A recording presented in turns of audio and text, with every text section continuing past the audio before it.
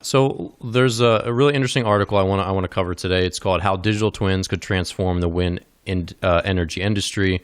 It's by Subankar Pal, who's a guest contributor to their site. And basically, the article is about how, with obviously these physical assets like a wind turbine, you're essentially can think of the data that you harvest from it with enough really good, like high quality sensors, making a digital twin or a digital mirror of the assets. I'll read a line from it, that says, so this information can be sent via the cloud to a piece of software for interpretation and scrutiny, either in the form of a 3D digital representation or raw data. So basically they're taking all this data and saying, here's what this data looks like as a three-dimensional representation of the wind turbine. I don't know why I said turbine. Turbine. Don't need to throw in the British accent. How do you feel about this? That sort of like breaks my brain a little bit. How do you feel about this? Well, it's similar to what we have already done on aircraft in a sense where, especially on helicopters, anything that rotates vibrates. And so a rotating wind turbine blade, there's always vibration and shaking and stresses and loads. A helicopter is very similar. It sounds like what we, like Sikorsky did years ago. They got these health and monitoring systems on there where they're sensing for unusual vibrations. They know what a good vibration is because the helicopter is always shaking. So you look for good vibrations when you see something start to wander from what's normal is. You can flag it and catch it early before something bad happens or catastrophic happens.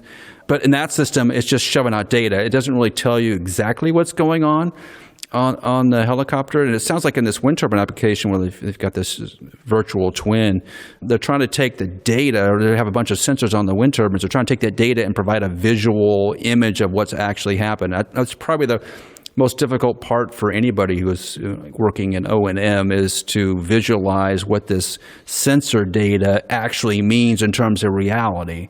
Dan, maybe if you see a bunch of just raw data on a chart, what does it mean? Yeah, I go blind. I go blind, essentially. Yeah. Yeah, like, I don't know. What does this mean? What does it mean? I got to change the bearings in this wind turbine, or does it mean I just need to change the fuse over here? I don't know, right? Right? And that's probably where they're going. If you could create a virtual wind turbine and say, hey, point to the area where you think the issues are, maybe the areas where there may be problems, obviously using previous data to help pinpoint where new problems can occur, that's not a bad move, right? Yeah, well, it kind of reminds me of, like all those futuristic movies where all like the war rooms, right? It's got like they have this big table. And they like manipulate all the little screens, like they're moving it around in a symphony. I was actually watching Minority Report. Which was terrible as a movie. What? It was terrible. I actually what? Oh my gosh! / read the book by Philip K. Dick, and I really enjoyed it. It was like a very intelligent, they changed so much of it. Now, was the movie visually like fun? Absolutely, but anyway. That's a Tom Cruise movie. Yeah, I mean, how many bad Tom Cruise movie? I'm not a huge fan of Tom Cruise. He's insane. Doing all this crazy. Anyway. Mission Impossible? He's a good actor. All right. Okay. All right. I'm not a huge action movie person, so I have a tough time separating the fact that he's like an insane person in real life versus, his characters. He's an actor. He is a good actor. Yeah. He acts a sane person in his movies, and he's insane in real life. Anyway, so... But in that movie, he's like, one of the first scenes is him like manipulating the data from the precogs, who, if you've never seen Minority Report or read the book, I highly recommend the book. It's only like a 5-hour audiobook, not super long. But basically the premise here, getting off task, is that Tom Cruise's character runs the pre-crime unit, which there's these three basically mutated humans who can see into the future, and they spit out this data into... They basically say, like, this murder is going to happen. So then the pre-crime unit goes out there and arrests the person before they commit the murder. And, of course, in the book, it's like all crimes. It's not just murder. In the movie, it's only murder.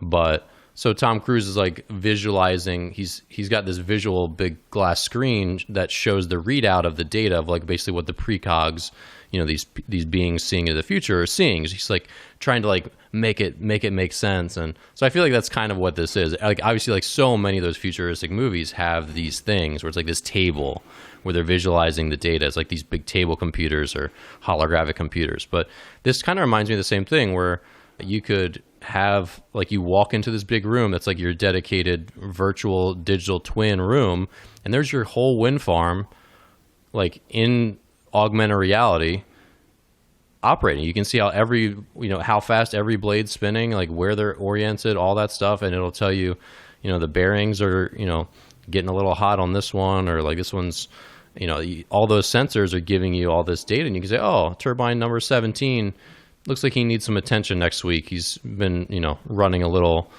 sluggish, or whatever it is. And so it's kind of like Iron Man, right? You ever seen Iron Man? You're not a Robert Downey Jr. fan either? Oh, my God. I do like Robert Downey Jr., but I just, like, am not in the movie/TV world in the last bunch of years. Infinity War, the most popular movie ever? I watched him. I watched him on the Joe Rogan podcast, which I liked. He seems like a very thoughtful, good dude. But he may be a great dude, but Iron Man, Infinity Wars, Avengers, none of it. I'm not as nerdy as you, all right? I'm not a... This is not nerd. Most of the world has seen it. You're in the slight sliver of society that has not seen it. If there's anybody that's the nerd... You're getting upset, which is just giving me more... You're validating my nerd... your nerd instinct, my nerd labeling of you, that's all. I'm not sensitive. You're sensitive, right? Isn't that how it works? Right, Exactly. No, I was a Spider-Man kid growing up, and I like the Spider-Man movies, but they're like, they keep changing. Where it's the same movie every time. I've seen the same movie 3 times. Come on. I agree. Anyway, I digress. But this idea seems pretty interesting. Because again, you have just like this stream of data into spreadsheets, and like what human being has the I mean, obviously some of these data scientists do, but this seems like it would make sense going forward to have a translating data to reality is the hardest part of anything, right? It's just like your iPhone. It's a bunch of noise in the backside, but it's translated to something that you can actually use. It's similar to that, right? Anything that gets to a good user interface is going to be successful. And also opens up these jobs potentially to people that aren't just the ones who are gifted enough to be able to stare at just aren't nerdy enough data. To do it, right? Yeah, exactly. But in all seriousness, I mean, there's a lot of people who are very visual learners or very auditory half the learners world or whatever. Yeah, and this could say, oh, I could do this job. Whereas in reality, 10 years ago, it's like, I don't want to, just be looking at data streams all day and in spreadsheets or, all that